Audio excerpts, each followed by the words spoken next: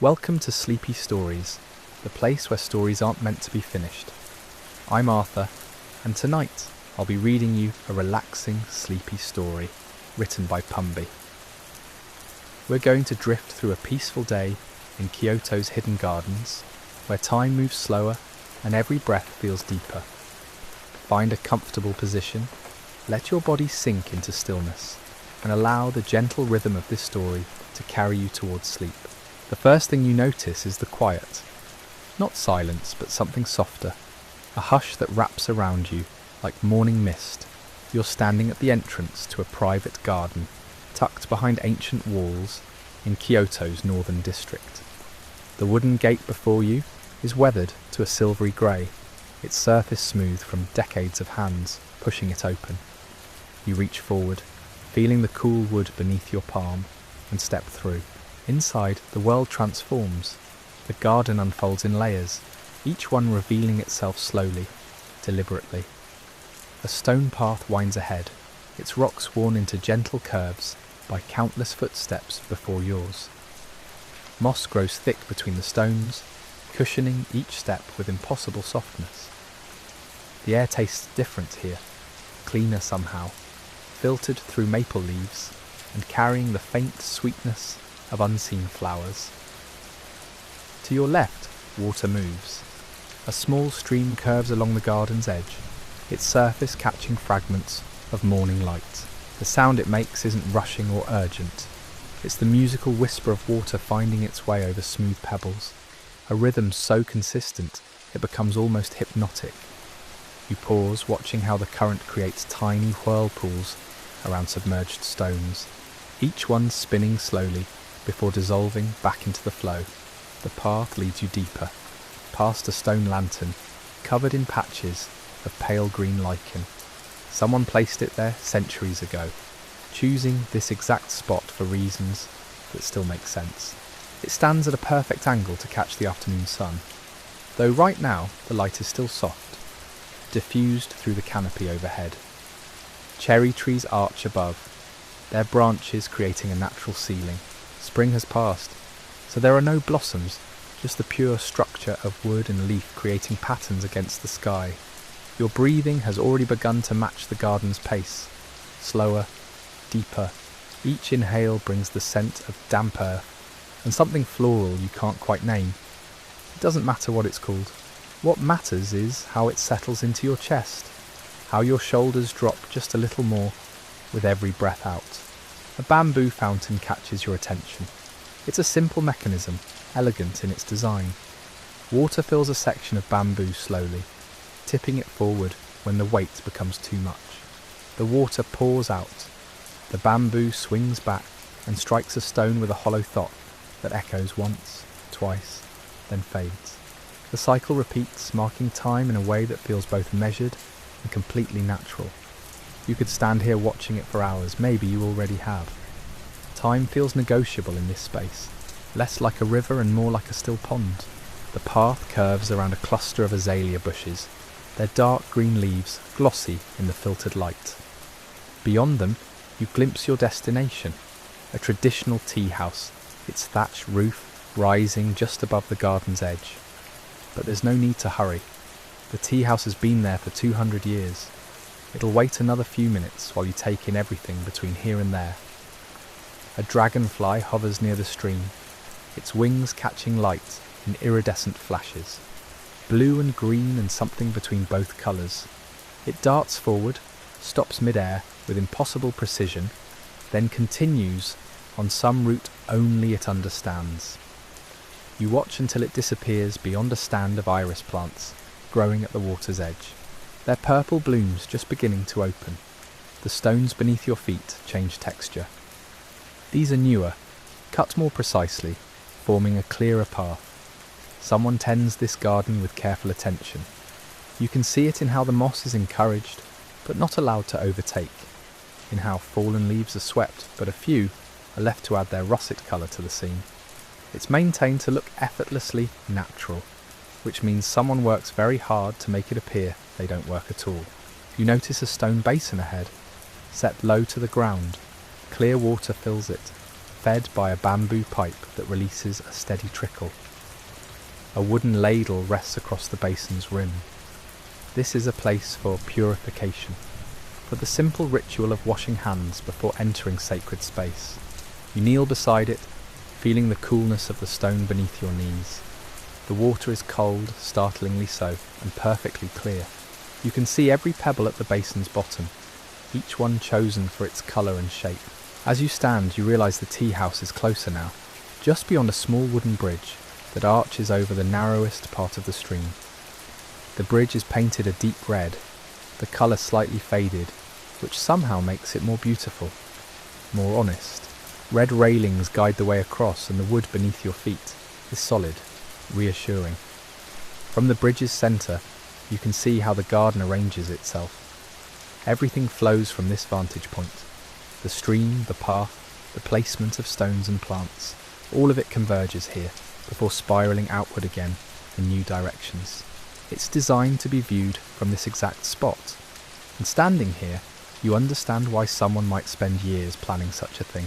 The tea house waits on the other side, its entrance visible now. A simple doorway, low enough that you'll need to bow to enter. Beyond it, you can just make out the dim interior, tatami mats visible through the opening. Welcome to Sleepy Stories, the place where stories aren't meant to be finished. I'm Arthur, and tonight I'll be reading you a relaxing, sleepy story written by Pumby. We're continuing our peaceful journey through a traditional Japanese garden, moving slowly toward a tea house that has stood for centuries. Let your breathing deepen as we step across the threshold together, leaving the world behind. You remove your shoes at the entrance, placing them carefully beside others already arranged there. The wood of the threshold is smooth, worn by countless feet over decades. Bowing slightly, you step through the low doorway into a space that seems to exist outside normal time. The interior is smaller than you expected. 4.5 tatami mats cover the floor, their woven surface firm beneath your feet. The ceiling is low, intimate, creating a sense of enclosure that feels protective rather than confining. Natural light filters through shoji screens, the rice paper diffusing it into something soft and even, casting no harsh shadows anywhere in the room. In the corner, a small alcove holds a single scroll, black ink on cream paper, displaying calligraphy you can't read but somehow understand. Below it sits a simple ceramic vase holding one branch of plum blossom, its white petals just beginning to open. Nothing more. The emptiness itself becomes a presence, a deliberate choice that makes the few objects here feel significant. Your host kneels near a sunken hearth set into the floor, an elderly woman, her movements economical and precise. She doesn't rush to acknowledge you. Instead, she continues her preparation, adjusting the iron kettle that hangs over glowing charcoal. Steam rises from its spout in a thin, steady stream, and you can hear water beginning to murmur inside. Not quite boiling. Not yet. You kneel on the mat across from her, settling into the position. Your knees protest briefly, then accept. She nods, barely perceptible, and reaches for a silk cloth folded beside her. Her hands move through a sequence you recognize as ritual. She unfolds the cloth, refolds it differently, uses it to lift a bamboo tea scoop from its rest. Each gesture deliberate, nothing wasted. The tea caddy is lacquered black, its surface reflecting the dim light. She opens it with care, and even from where you sit, you catch the scent. Green tea, powdered fine as dust, its aroma grassy and fresh. She measures it into a bowl. 2 scoops, the bamboo clicking softly against ceramic. Water from the kettle now. She lifts it using the cloth, pours a small amount into the bowl. The temperature matters. Too hot, and the tea becomes bitter. Too cool, and it won't release its essence. She's done this thousands of times. She knows exactly. A bamboo whisk appears in her hand, its fine tines spreading like a small fountain. She begins to whisk, her wrist moving in a quick zigzag pattern. The sound fills the quiet room. Bamboo against ceramic, water and powder becoming something unified. Foam builds on the surface, pale green, developing a texture like sea foam. She whisks until the consistency satisfies some standard only she can measure, then stops. She turns the bowl in her hands, rotating it so the front faces you, and slides it across the mat. The gesture is an offering. You lift the bowl, surprised by its weight. Heavier than it looks, substantial in your palms. The clay is rough in places, smooth in others, deliberately imperfect. You can feel the thumbprint of whoever shaped it, a small indentation on one side. Following tradition, you rotate the bowl so you won't drink from its front. The tea's aroma rises with the steam. Earthy, slightly sweet, complex in ways you couldn't describe if asked. You take a sip. The taste is strong, almost bitter at first, then mellowing into something rounder. You can feel the warmth spreading through your chest, down into your stomach. 3 more sips and the bowl is empty. You lower it, examining the pattern of foam clinging to its sides. Your host nods again, takes the bowl back, and begins the process anew. She rinses it with fresh water, dries it with the silk cloth, measures more tea. The repetition isn't monotonous. Each iteration reveals small variations. The angle of light has shifted. The charcoal glows differently now. Outside, you hear a bird call, 3 notes descending. This second bowl she prepares differently. Less water, more powder, creating a thicker consistency. When she presents it, the foam is denser, the colour deeper. You drink this one more slowly, letting each sip rest on your tongue before swallowing. The bitterness is more pronounced, but so is the underlying sweetness that follows. Between sips you notice details, a knot in the wood beam overhead, the way shadows pool in the alcove's corners, how your host's breathing synchronises with her movements, each exhale accompanying a gesture, each inhale a pause. She exists completely in what she's doing, no part of her attention elsewhere. When the second bowl is finished, she doesn't prepare another. Instead, she adds fresh charcoal to the hearth, arranging pieces with precision. The new coals catch from the old ones, beginning their slow transformation into heat and light. She adjusts the kettle's position slightly, some calculation about temperature and timing that you don't fully grasp. You sit together in silence, not awkward, not waiting for something, just present. The kettle's song changes as the water temperature rises, moving from a whisper to a low singing. Outside, wind moves through bamboo, creating that distinctive, hollow clacking sound. The garden continues its patient existence beyond these walls. Your host finally speaks, her voice quiet. She gestures toward the scroll in the alcove, offering a teaching. The calligraphy, she explains, says something about this moment being the only moment. Not profound in a dramatic way, just true. Welcome to Sleepy Stories, the place where stories aren't meant to be finished. I'm Arthur, and tonight I'll be reading you a relaxing, sleepy story written by Pumby. We continue our journey through the profound stillness of a traditional Japanese tea ceremony, where every movement carries intention and every moment unfolds with quiet grace. Let the gentle rhythm of this ancient ritual guide you deeper into tranquility. The phrase lingers between you. Not this moment, and others like it. This specific moment, unrepeatable, already passing as she speaks. She returns her attention to the utensils, cleaning each piece with the same care she used to prepare them. The tea scoop receives slow, deliberate strokes of the cloth. The whisk gets gently patted, its tines straightened where they've bent. She handles everything as though it might bruise. You watch her fold the silk cloth into a precise rectangle, edges aligned perfectly.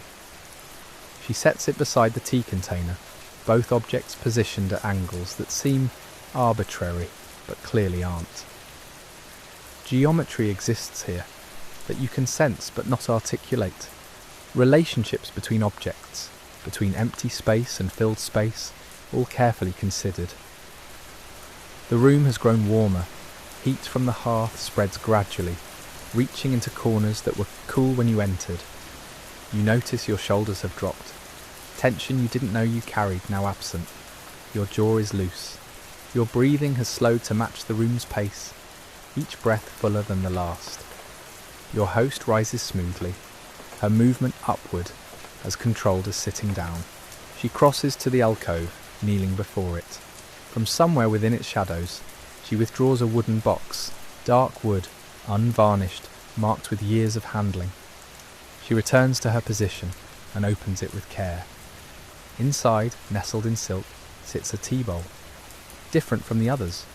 Older, you can tell immediately. The glaze has crackled with age, fine lines covering its surface like a map of dry riverbeds. She lifts it, cradling it in both palms, and holds it toward the light. Colours shift across its surface, browns and blacks, a flash of deep red, where the glaze pulled thicker. She doesn't speak about it, doesn't explain its history or value, simply allows you to observe it existing in her hands, in this light, in this moment. Then she returns it to its box, closes the lid and sets it aside. The gesture says this bowl is not for using today, perhaps not for using at all anymore. Some objects transcend function, become purely about presence. She prepares a third bowl of tea, this time using a different container, different powder. The colour when whisked is lighter, more yellow than green. The aroma changes too, grassier, with a sharpness the earlier tea lacked. When you drink this one, the taste surprises you. Sweeter, almost floral, nothing like the previous servings. 3 bowls, 3 expressions of the same essential thing. Like hearing the same phrase spoken in different tones, each revealing new meaning. You're beginning to understand that tea ceremony isn't about tea the way music isn't about sound. The tea is the medium, not the message. Outside, light continues its slow shift. What entered as morning glow now carries afternoon weight, thicker, more golden. Shadows have rotated, pointing new directions. The garden beyond the window exists in different illumination. Certain leaves now bright where they were shadowed, others falling into darkness. Your host adds water to the kettle, replenishing what's been used. The fresh water changes the sound immediately, the pitch dropping, starting its cycle toward boiling again. She adjusts the charcoal once more, ensuring even heat.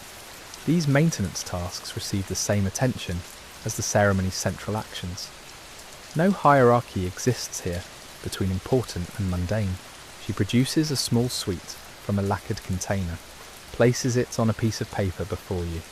The confection is shaped like a flower petal, pale pink, dusted with fine powder. You lift it carefully. It's lighter than expected, dissolving almost immediately on your tongue. Sweetness floods your mouth, preparing it for more tea's bitterness. The pairing is intentional, each enhancing the other through contrast. You realise you've lost track of time, not forgotten it, but released the need to measure it.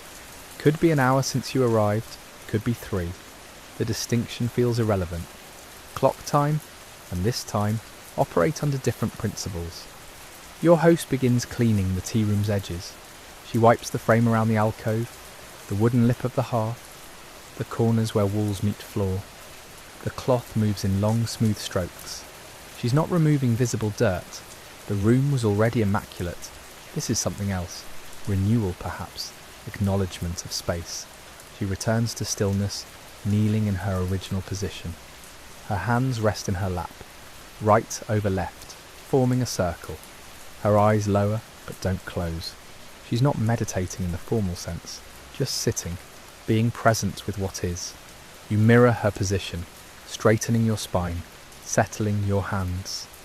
The impulse to fidget has vanished. You can simply exist here. No requirement to do or think or produce. The room holds you both in its careful quiet. A temple bell sounds in the distance, deep, resonant, the tone hanging in air long after the strike. 1 ring, then silence. Then another. You count 5 before they stop.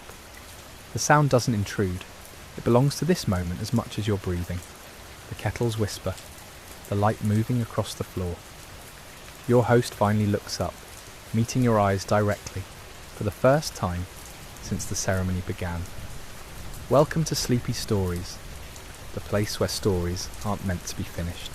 I'm Arthur, and tonight I'll be reading you a relaxing, sleepy story written by Pumby.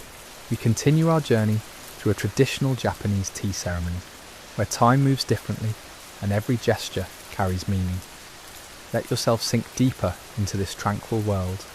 Breathe slowly and allow the stillness to wash over you. Her gaze holds no intensity, just open acknowledgement. You're here together in this space, sharing this time. The formality hasn't disappeared, but something has shifted. A door has opened slightly. She speaks for the first time in what feels like hours. Her voice is quiet, textured by the surrounding silence. She asks if you have questions. The invitation surprises you. You'd assumed the ceremony proceeded without conversation. That speech would rupture its delicate atmosphere. But you were wrong. Silence held space for this moment. Now words can enter without damage. You ask about the scroll hanging in the alcove. What do the characters mean? She turns toward it, studying the brushwork as though seeing it fresh. The phrase translates roughly as the moon reflected in water. Simple words containing depths. She explains that it references an old teaching.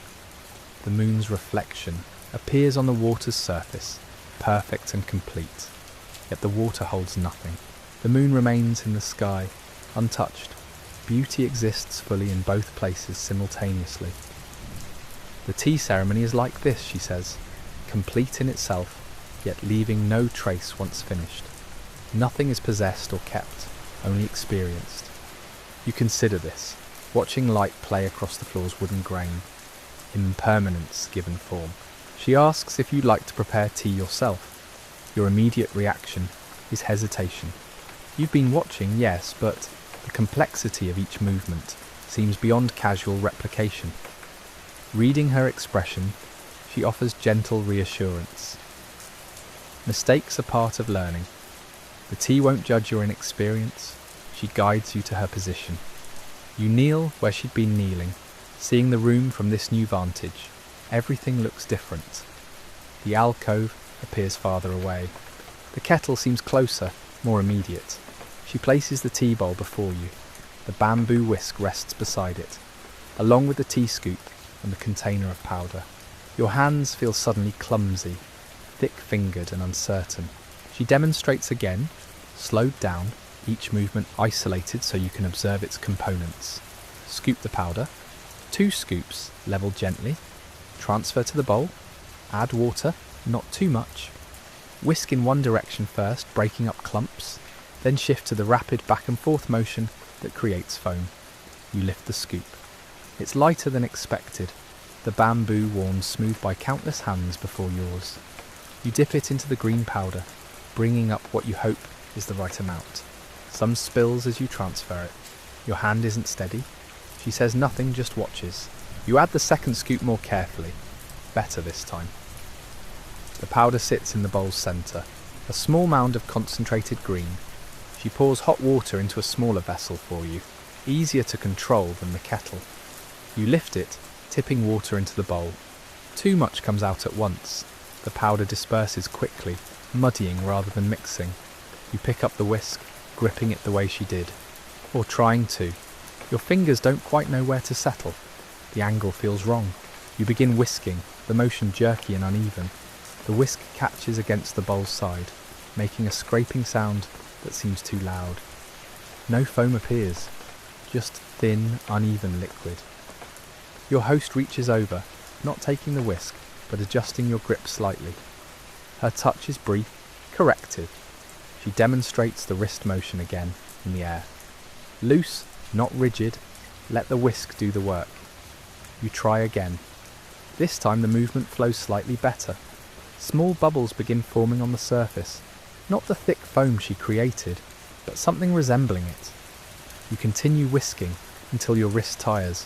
When you stop, the tea looks passable, drinkable at least. She nods, a small gesture of approval. You've made tea, imperfect, obviously amateur, but genuine. She indicates you should drink what you've prepared. You lift the bowl, rotating it as you'd seen her do. The movement feels strange, unfamiliar in your hands. You sip.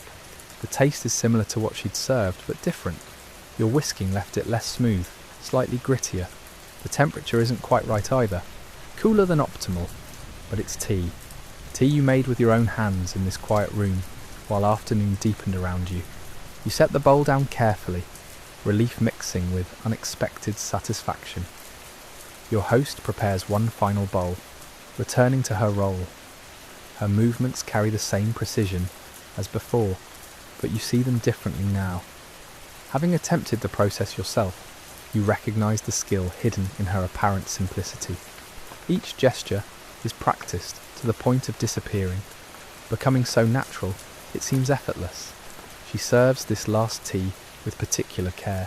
The bowl she uses is different again, older perhaps, the glaze crackling with fine lines. You accept it, drink slowly, savouring this final offering. When you finish, she begins the closing procedures. Each utensil is cleaned methodically, returned to its proper place. The tea container is sealed. The whisk is rinsed and set aside to dry. The bowls are wiped clean, examined for any damage, then wrapped in silk cloths. She removes the scroll from the alcove, rolling it carefully, securing it with its silk cord. The flowers are lifted from their container. Water poured out. The vessel dried and stored. The room is being returned to emptiness. Not erased, but released from this particular configuration. Made ready for whatever comes next. She opens the door slightly wider. Fresh air enters, stirring the room's concentrated stillness. Outside, evening is approaching. Welcome to Sleepy Stories, the place where stories aren't meant to be finished. I'm Arthur, and tonight I'll be reading you a relaxing, sleepy story written by Pumby. We conclude our journey through the Japanese tea ceremony, a practice where every movement carries meaning, where silence holds as much weight as words. Let yourself settle deeply as we experience these final moments together. Breathe slowly, release the day's tension, and drift into this peaceful space. The shadows have lengthened across the garden. What was bright green hours ago now appears darker, richer, saturated with approaching dusk. You stand at the threshold, reluctant to leave this contained world. Your host gestures toward the stepping stones, indicating the path back, but she doesn't rush you. Time here operates differently, measured not by clocks but by completion, and this experience has reached its natural end. You slip your feet back into the shoes you'd left outside. They feel constrictive after the freedom of bare feet on tatami. The transition reminds you that you're moving between worlds, leaving one reality to return to another. Your host walks with you to the garden's edge. The stone path reflects faint light, still warm from the afternoon sun. You follow it slowly, aware this may be the last time you walk this particular route. At the garden gate, she bows. You return the gesture, trying to match her depth and duration. Your bow feels clumsy compared to hers, but sincerity matters more than technique. She straightens, and for a moment, you stand facing each other in the gathering dimness. No words pass between you, none are needed. The ceremony has already said everything. You step through the gate. It closes behind you with a soft wooden sound, final but not harsh. The world beyond rushes back immediately. Distant traffic hum, voices from neighbouring houses, a dog barking several streets away. The sounds feel jarring after such sustained quiet. You walk slowly, letting your senses adjust. The street appears ordinary, unchanged, yet you perceive it differently. Details stand out sharply. The texture of concrete beneath your feet, the way light falls between buildings, the precise shape of leaves on a passing tree. Everything looks familiar and foreign simultaneously. You've been gone only a few hours, but something fundamental has shifted, not in the world, in you. The ceremony has recalibrated your attention, teaching you to notice what's actually present, rather than what you assume is there. You think about the tea itself, that bitter green liquid, how its taste seemed overwhelming at first, then became something you could appreciate, even anticipate. The way complexity revealed itself gradually, requiring patience and openness. You realize the tea was never the point, or rather, it was the point, but not the destination. The destination was the attention itself. the quality of presence you brought to each moment.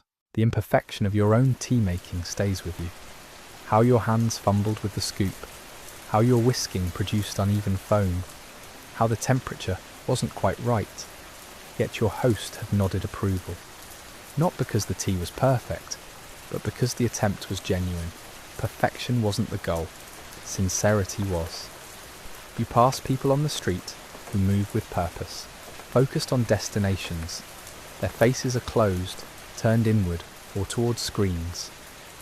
No judgment rises in you, only recognition. You moved the same way this morning, rushing toward the tea house, with anticipation pulling you forward. Now you simply walk, each step complete in itself. The evening air carries coolness that wasn't present earlier. You notice how it touches your skin, how your breath mists slightly when you exhale. These small sensations anchor you in the present. The ceremony's gift isn't the memory of what's happened, but this heightened awareness you carry forward. How long it will last, you don't know. Already the regular world presses in, demanding attention, imposing its rhythms. But something remains, a quietness beneath the surface noise, a space you can return to, not physically, but internally.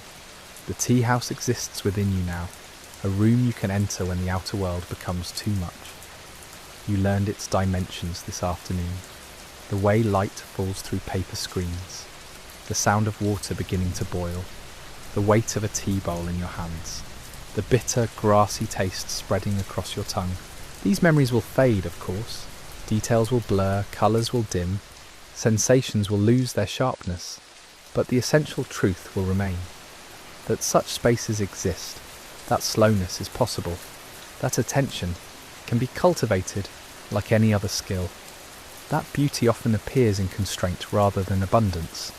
That silence can be companionable rather than empty. You reach a busier street where shops are beginning to close. Metal shutters descend with harsh rattling sounds. People hurry past, eager to reach home. You join the flow without resisting it, moving with the crowd rather than against it. But you're not swept away. Some part of you remains still, observing, present. The ceremony taught you this: to participate fully while maintaining awareness, to engage without losing yourself, to honour forms without becoming rigid, to find freedom within structure. These aren't concepts anymore. They're experiences your body remembers, knowledge held in your hands and breath. Night is coming. Street lights flicker on, casting orange pools along the pavement. You walk through them, light and shadow alternating across your path. Ahead lies the rest of your evening, tomorrow, all the days beyond. But right now, in this moment, you're simply walking. One foot, then the other, breath moving in and out, the world continuing its ancient patterns. And somewhere behind you, in a garden hidden from the street, your host is probably preparing for tomorrow's ceremony, cleaning tools, checking supplies, sitting in meditation. The cycle continues. Students will come, drink tea, leave changed in ways they might not immediately recognise. The tradition persists not through force but through this gentle repetition, each ceremony both unique and eternal. You carry it forward now too, not as a master, but as someone who has glimpsed what's possible when you slow down enough to truly see. You find a bench near a small park, its wooden slats cool and solid. Sitting down, you let your body settle, feeling the day's experiences integrate slowly. The tea ceremony isn't something you can fully understand immediately. It will unfold over time, revealing new meanings as you reflect on what happened in that quiet room. Around you, Kyoto continues its evening rhythm. Bicycles pass with soft whirring sounds. A cat crosses the street, pausing mid-step to consider something invisible to your eyes before continuing. Lanterns begin glowing outside restaurants, their warm lights spilling onto the pavement. The city moves between day and night with practiced ease, honouring the transition rather than rushing through it. You close your eyes briefly, summoning the memory of the tea house, the scroll with its calligraphy about moon and water, the way steam rose from the kettle in a steady stream, your host's hands moving through their precise choreography. the taste of tea on your tongue, bitter and sweet simultaneously. These images don't arrive in sequence, but all at once, layered like the glaze on that ancient bowl she'd shown you. Opening your eyes, you notice stars beginning to appear overhead, faint at first against the darkening blue. The same stars that shone over the garden where you sat hours ago. The same stars that will shine tomorrow when another student kneels on those tatami mats, learning to hold a tea bowl properly, discovering that perfection isn't the goal. Your breathing has remained slow, deep, even as the world around you grows busier. This is what you carry forward. Not just memories, but a changed relationship with time itself. The understanding that rushing doesn't make anything better. That presence enriches every moment. That beauty exists in the simplest gestures, when you bring full attention to them. The ceremony is over, yet it continues. In your breath, in your awareness, in the way you'll notice things tomorrow that you would have overlooked yesterday. This is the true gift. Not what happened in the tea house, but what you've become through having been there. Changed in ways you're still discovering, carrying forward a quietness that no noise can fully drown.